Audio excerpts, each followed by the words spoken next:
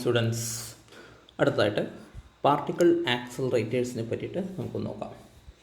മെയിനായിട്ടും nuclear ഫിസിക്സിൻ്റെ growth എന്ന് പറയുമ്പോൾ നമുക്ക് അത് ബേസ് ചെയ്തിട്ടാണ് ഇത് വരുന്നത്. സോ ഇതിനകത്ത് ന്യൂക്ലിയർ ഫിസിക്സിൻ്റെ ഈ ഗ്രോത്ത് ഒരു പുതിയ ബ്രാഞ്ച് അഥവാ ഹൈ എനർജി പാർട്ടിക്കിൾസിൻ്റെ ബീംസ് പ്രൊഡ്യൂസ് ചെയ്യുന്ന അങ്ങനെയുള്ള മെത്തേഡുകൾ, അതുപോലെ ഹൈ എനർജി ഫിസിക്സ്, അങ്ങനെ തുടങ്ങിയ കുറേയധികം ഏരിയകളുടെ ഡെവലപ്മെൻറ്റിനെ കാരണമായി. ഇതെല്ലാം പലതരം റിസർച്ചിനായിട്ടും പലതരം ഇൻഡസ്ട്രിയലായിട്ടും ഒരുപാട് ആവശ്യമുള്ള പലതരം കാര്യങ്ങളാണ്. സോ പ്രധാനമായിട്ടും നമുക്കറിയാം, റേഡിയോ ആക്റ്റീവ് മെറ്റീരിയൽസ് അല്ലെങ്കിൽ സബ്സ്റ്റൻസസ് ആൽഫ പാർട്ടിക്കിൾസ് അല്ലെങ്കിൽ ബീറ്റ പാർട്ടിക്കിൾസ് അല്ലെങ്കിൽ ഗാമ റേസ് ഒക്കെ എമിറ്റ് ചെയ്യും. ആൻഡ് അത് മിക്കവാറും ന്യൂക്ലിയർ പ്രൊജക്ടൈൽസിൽ അതുപോലെ പലതരം റിസർച്ചിനായിട്ടും പലതരം കാര്യങ്ങൾക്കായിട്ടും നമുക്ക് ഉപയോഗിക്കാറുണ്ട്. പക്ഷേ ഇതിനൊരു പ്രശ്നം എന്താണെന്ന് വെച്ചാൽ, നമ്മൾ പ്രൊഡ്യൂസ് ചെയ്യുന്ന അല്ലെങ്കിൽ നമുക്ക് ഒരു റിയാക്ടറിൽ നിന്ന് കിട്ടുന്ന ഈ പറയുന്ന പാർട്ടിക്കിൾ ഇതിനകത്ത് അതെല്ലാം പലപ്പോഴും ഒരു ചിലത് ലോവർ എനർജി ആയിരിക്കാം, ചിലത് ഹൈ എനർജി ആയിരിക്കാം. സോ മിക്കവാറും നമുക്ക് വേണ്ടതെന്ന് വെച്ചാൽ ഈ ആക്സിലറേറ്റേഴ്സിൻ്റെ നമുക്ക് യൂസ് ചെയ്യുന്നത് ഈ പാർട്ടിക്കിൾസിൻ്റെ എനർജി കൂട്ടാൻ വേണ്ടിയിട്ടാണ്, അതായത് ഹൈ സ്പീഡ് പാർട്ടിക്കിൾസ് ആക്കി മാറ്റാൻ. സോ നമുക്ക് പാർട്ടിക്കിൾ ആക്സിലറേറ്റേഴ്സ് മെയിൻലി അത് പലതരം റേഞ്ച് ഓഫ് ഇൻറ്റൻസിറ്റീസും എനർജീസും അതുപോലെ ടൈപ്സ് ഓഫ് പാർട്ടിക്കിൾസിലെല്ലാം അതിനായിട്ട് ഡെവലപ്പ് ചെയ്തിട്ടുണ്ട്. നൗ ഇപ്പോൾ ഈ ആക്സിലറേറ്റേഴ്സ് പ്രധാനമായിട്ടും റിസർച്ച് അതുപോലെ മറ്റു കാര്യങ്ങൾക്ക് വേണ്ടിയിട്ടാണ് ഉപയോഗിക്കുന്നത്. In one way we can say that the particle accelerator is the basic instrument in high energy particle physics. So ഈ ഹൈ എനർജി പാർട്ടിക്കിൾ ഫിസിക്സിൽ നമ്മൾ യൂസ് ചെയ്യുന്ന ഈ ഒരു ഇൻസ്ട്രുമെൻറ്റ് അഥവാ പാർട്ടിക്കിൾ ആക്സിലറേറ്റർ അത് പല തരത്തിലുണ്ട്. പക്ഷേ ഇതിനകത്ത് നമ്മൾ ഈ ആക്സിലറേഷൻ നമ്മൾ എങ്ങനെയാണ് ചെയ്യുന്നത് നോക്കിക്കഴിഞ്ഞാൽ, you are making the particles highly energetic or you are accelerating the particles by use of magnetic field and electric field. ഇതിൽ മാഗ്നറ്റിക് ഫീൽഡ്സ് പ്രധാനമായിട്ടും change in direction of the particles ആണ് നോക്കുന്നത്. So you can say that in one way you can say that only charged particles can be accelerated. അതായത് charged അല്ലാത്ത പാർട്ടിക്കിൾസിനെ ഈ method ഉപയോഗിച്ചിട്ട് accelerate ചെയ്യാൻ പറ്റില്ല. കാരണം എന്താ വെച്ചാൽ മാഗ്നറ്റിക് ഫീൽഡ് യൂസ് ചെയ്തിട്ട് നോക്കിക്കഴിഞ്ഞാൽ it won't produce an acceleration. So ഈ ചാർജ്ഡ് പാർട്ടിക്കിൾസ് സാധാരണ ന്യൂട്രോൺസ് സോഴ്സസിൽ നിന്നാണ് വരാറ്. അതായത് പലപ്പോഴും പലതരത്തിലുള്ള ഈ ഇലക്ട്രോൺസിൻ്റെ കേസ് നമുക്കറിയാം. ഇലക്ട്രോൺസിന് വേണ്ടിയിട്ട് ഇലക്ട്രോൺ ഗൺസ് പലതരം കാര്യങ്ങളെല്ലാം ഉണ്ട്. അതായത് പലതരം ചാർജ്ഡ് പാർട്ടിക്കിൾസിൽ ചാർജ്ഡ് ആയിട്ടുള്ള പാർട്ടിക്കിൾസിന് അല്ലെങ്കിൽ ഒരു ഗ്യാസിൽ കൂടെ നമ്മൾ ഇലക്ട്രിക്കൽ ഡിസ്ചാർജ് പാസ് ചെയ്ത് കഴിഞ്ഞാൽ it will Knox electrons of. മറ്റൊന്ന് കാണാറുള്ളത് ടങ്സ്റ്റൺ ഫിലമെൻ്റ് ആണ്. അപ്പോൾ ടങ്സ്റ്റൺ ഫിലമെൻറ്റ് കൊണ്ടാണ് നമുക്ക് പലതരത്തിലുള്ള പ്രധാനമായിട്ടും നമ്മുടെ പഴയ കാലത്തെ CRT മോണിറ്ററിനകത്തൊക്കെ ഇലക്ട്രോൺ ഗൺ അതെല്ലാം അവിടെ ഉപയോഗിച്ചിരിക്കുന്നത് ഈ ടങ്സ്റ്റൺ ഫിലമെൻ്റ് എല്ലാം ഉപയോഗിച്ചിട്ടാണ്. അതുപോലെ ഇലക്ട്രോൺ മൈക്രോസ്കോപ്പ് അതിനകത്തൊക്കെ ഉപയോഗിച്ചിരിക്കുന്നത് ടങ്സ്റ്റൺ ഫിലമെൻ്റാണ്. സോ മെയിനായിട്ടും എന്താണ് ഈ പാർട്ടിക്കിൾ ആക്സിലറേറ്റർ എന്ന് ചോദിച്ചു കഴിഞ്ഞാൽ, A particle accelerator is A device for increasing the kinetic energy of electrically charged particles. So ഈ ആക്സിലറേഷൻ അല്ലെങ്കിൽ എങ്ങനെയാണ് ആക്സിലറേറ്റ് ചെയ്യുന്നതെന്ന് ചോദിച്ചു കഴിഞ്ഞാൽ, there are 3 methods or you can say that like 3 groups. One is direct field. അപ്പോൾ ഈ direct field linear accelerators ഉണ്ട്. അപ്പോൾ എന്താണെന്ന് ചോദിച്ചു കഴിഞ്ഞാൽ, ഈ ഡയറക്റ്റ് ഫീൽഡ് ലീനിയർ ആക്സിലറേറ്ററിൽ a particle passes only once through an electric field with high potential energy setup by electrostatic generators. ഒരു ഹൈ പൊട്ടൻഷ്യൽ എനർജി ജനറേറ്റ് ചെയ്ത് വെച്ചിട്ടുണ്ടാവും ഉള്ളൊരു ഫീൽഡ് ഉണ്ടാവും. ആ ഫീൽഡിൽ കൂടെ ഒറ്റ പ്രാവശ്യം മാത്രം കടന്നു പോകും. മറ്റൊന്നുള്ളതാണ് inductive particle acceleration. So the only accelerator which is used as in the inductive, that is the betatron. The only inductive type is betatron. മറ്റൊന്നാണ് റെസൊണൻസ് അഥവാ മാഗ്നറ്റിക് റെസൊണൻസ്. അതിനകത്ത് എങ്ങനെയാണെന്ന് വെച്ചാൽ, ഈ പാർട്ടിക്കിൾസ് റിപ്പീറ്റഡ് ആയിട്ട് ഇങ്ങനെ ഒരു ആൾട്ടർനേറ്റിംഗ് ഇലക്ട്രിക് ഫീൽഡിൽ കൂടെ അങ്ങനെ കടന്നു പോകും, ക്ലോസ്ഡ് പാത്തിൽ കൂടെ. അപ്പോൾ ഓരോ പ്രാവശ്യം കടന്നു പോകുമ്പോൾ അതിൻ്റെ എനർജി ഇങ്ങനെ കൂടി വരും. സോ അതിങ്ങനെ റൗണ്ടായിട്ട് ഇങ്ങനെ കടന്ന് പോകും. അപ്പോൾ അവിടെ മാഗ്നറ്റിക് ഫീൽഡ് എന്തിനാണെന്ന് വെച്ചാൽ, magnetic field is applied to control the motion of the particle and to return them periodically to the same റീജിയനിലേക്ക് വയ്ക്കാൻ വേണ്ടിയിട്ടാണ്. സൈക്ലോട്രോൺ ഈ ഒരു മെത്തേഡിൽ വർക്ക് ചെയ്യുന്ന ഒരു ആക്സിലറേറ്ററാണ്.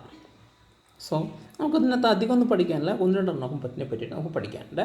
The first one is direct field linear accelerator, അല്ലെങ്കിൽ simply I can say that the linear accelerator. Linear ആക്സിലറേറ്ററിനകത്ത് എന്താണ് ഈ ലീനിയർ ആക്സിലറേറ്ററിൻ്റെ വർക്കിംഗ് എന്ന് ചോദിച്ചു കഴിഞ്ഞാൽ, പാർട്ടിക്കിൾസിനെ പെട്ടെന്ന് 10 മില്യൺ വോൾട്ട്സ് അത്രയും ഒരു എനർജിയിലേക്ക് ആക്സിലറേറ്റ് ചെയ്യുക എന്ന് പറയുന്നത് കുറച്ച് ബുദ്ധിമുട്ടുള്ള കാര്യമാണ്. സോ ഈ ഒരു മെത്തേഡ് എന്താണ് ചെയ്യുന്നതെന്ന് വെച്ചാൽ, we are using it through small successive steps. അതായത് ഓരോ സ്റ്റെപ്പ് കൊണ്ടോറും അതിൻ്റെ എനർജി കുറേശ്ശായിട്ട് ഇങ്ങനെ കൂട്ടി വരും. ഓക്കെ, സോ അതെങ്ങനെയാണെന്നുള്ളത് നമുക്കൊന്ന് നോക്കി നോക്കാം. So we are using the principle of synchronous acceleration. ഇവിടെ കാണിച്ചിരിക്കുന്നതൊരു ലീനിയർ ആക്സിലറേറ്ററിൻ്റെ സ്കീമാറ്റിക് ഡയഗ്രമാണ്.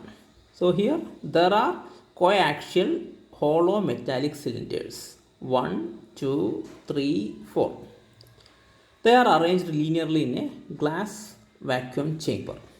ഇതിൽ നോക്കിക്കഴിഞ്ഞാൽ 1, 3 ഇതെല്ലാം ഒരു RF ഓസിലേറ്ററിൻ്റെ ഒരു ടെർമിനലിലേക്കും 2, 4 മറ്റേ ടെർമിനലിലേക്കുമായിട്ട് കണക്ട് ചെയ്തിരിക്കുന്നത് കാണാം.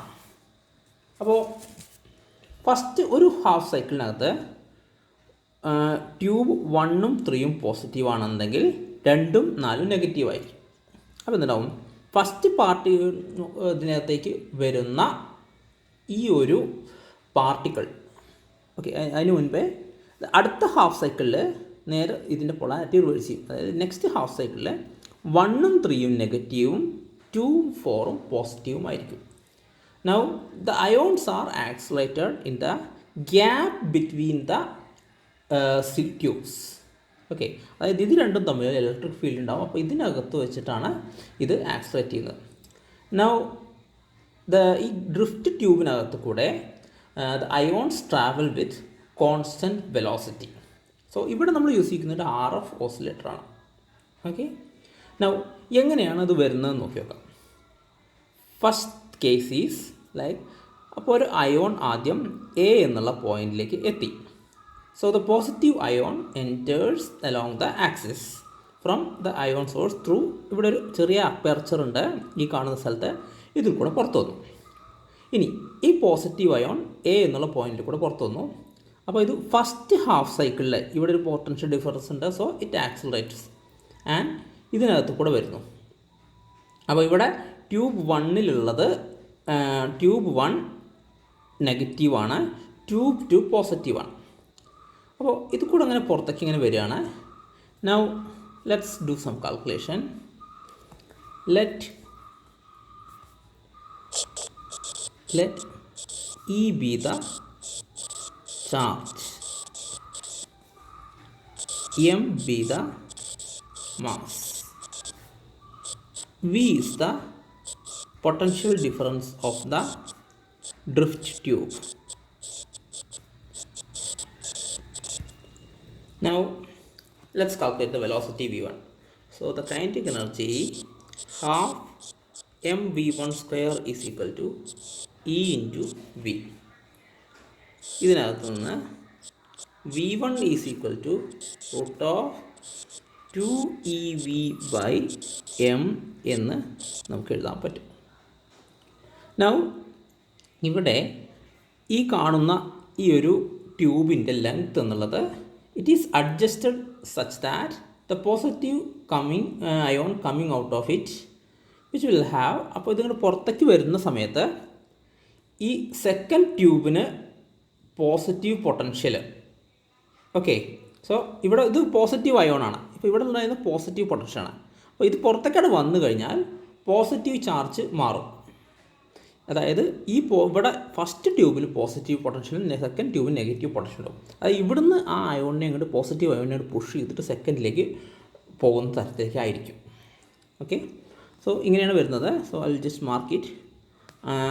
ആദ്യം ഫസ്റ്റ് ഇതിൽ കൂടെ അയോൺ കടന്നു പോയി, ഒരു പോസിറ്റീവ് അയോൺ ഈ ഒരു ഇതിൽ കൂടെ ഇങ്ങനെ കടന്ന് ഇങ്ങനെ വന്നു.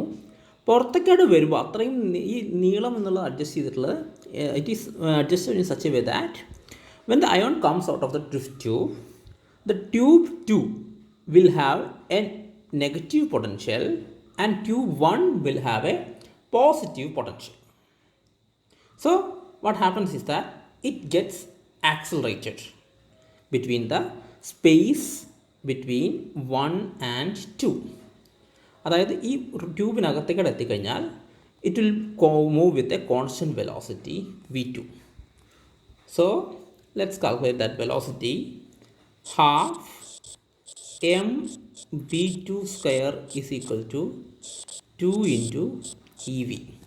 കാരണം എന്താണ്, നേരത്തെ ഒരു ഇ വി ഉണ്ട്, ഇതൊന്നുകൂടി ആക്സിലറേറ്റ് ചെയ്തു.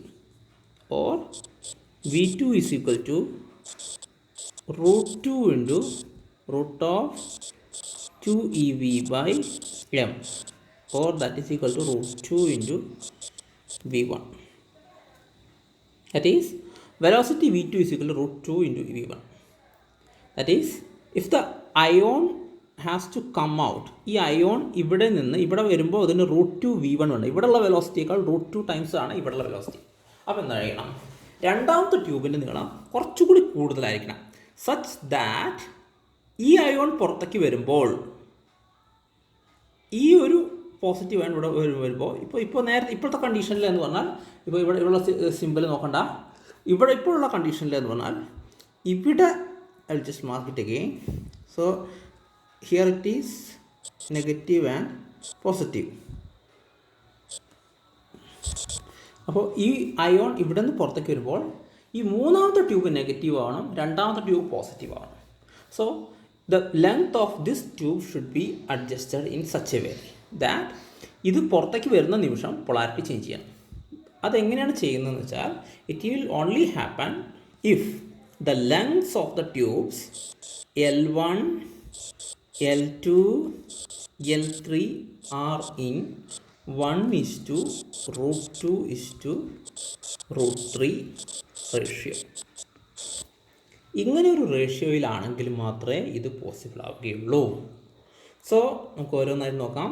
അപ്പോൾ ഇതിങ്ങനെ അങ്ങനെ n ട്യൂബ്സ് ഉണ്ടെങ്കിൽ the velocity of the ion when it comes out of the nth tube is equal to Vn is equal to √n into root of 2ev by m, or the kinetic energy acquired by the ion is equal to half mvn square, that is equal to n into ev. That is, the final kinetic energy depends on the number of gaps and the energy gained in each gap. അപ്പോൾ ഇത് pretty ഈസിയാണ്, നമുക്ക് നോക്കിക്കഴിഞ്ഞാൽ ഇതിനകത്ത് വലിയ principles ഒന്നും അധികം അടങ്ങിയിട്ടില്ല. But when you are constructing it there are some practical difficulties. കാരണം ഈ length of the accelerator might be inconveniently large and it is not easy to maintain vacuum in a large chamber. അപ്പോൾ ഇത് വളരെ ഒരു പ്രശ്നമായിട്ടുള്ളതാണ്. രണ്ടാമത്തെ പ്രശ്നം എന്ന് പറഞ്ഞാൽ അയോൺ കറൻറ്റ് അത് ഷോർട്ട് ഇൻ്റർവൽ ഇമ്പൾസസ് ആയിട്ടാണ് അവൈലബിൾ ആയിരിക്കുക. പലപ്പോഴും ഇത് ഓരോ അങ്ങനെ അപ്രോപ്രിയേറ്റ് എമൗണ്ട് ആയിട്ട് ഇതിലേക്ക് നമുക്ക് ഇൻജെക്റ്റ് ചെയ്യാൻ ചിലപ്പോൾ കൃത്യമായിട്ട് അങ്ങോട്ട് പറ്റണമെന്നില്ല, അല്ലെങ്കിൽ അങ്ങനെ ഓരോന്നും ആ ഒരു പൾസസ് ആയിട്ടാണ് നമുക്ക് വരാറുള്ളത്. ഓക്കെ, അപ്പോൾ ഇങ്ങനെയുള്ള ചെറിയ ചെറിയ പ്രശ്നങ്ങൾ ഇതിനകത്തുണ്ട്. അപ്പോൾ ലെങ്ത് ഓഫ് ദ ആക്സിലറേറ്റർ എന്നുള്ള പ്രധാനപ്പെട്ട പ്രശ്നമാണ്. ഒരു ടിപ്പിക്കൽ ലീനിയർ ആക്സിലറേറ്ററിൻ്റെ ലെങ്ത് എന്ന് പറഞ്ഞാൽ ഏകദേശം like it might be A circle with a radius of 1 to 2 kilometres. അപ്പോൾ പ്രധാനപ്പെട്ട US-ലൊക്കെയുള്ള വളരെ അല്ലെങ്കിൽ ഇൻ്റർനാഷണൽ ലെവലിലുള്ള പല ആക്സിലറേറ്റേഴ്സ് നോക്കിക്കഴിഞ്ഞാൽ there will be huge campus and the accelerator is situated at the boundary of the campus. അപ്പോൾ അങ്ങനെയാണ് അത് വെച്ചിട്ടുണ്ടാവുക. അപ്പോൾ there are many figures and many examples. Okay, so there are many linear accelerators available, and ഇപ്പോൾ ഇന്ത്യയിൽ തന്നെ even there are some accelerators. Okay, so that is about a linear accelerator, and there is another accelerator we need to study, that is cyclotron. I'm going to stop it right now. Let's discuss about this in a different class. Okay, thank you.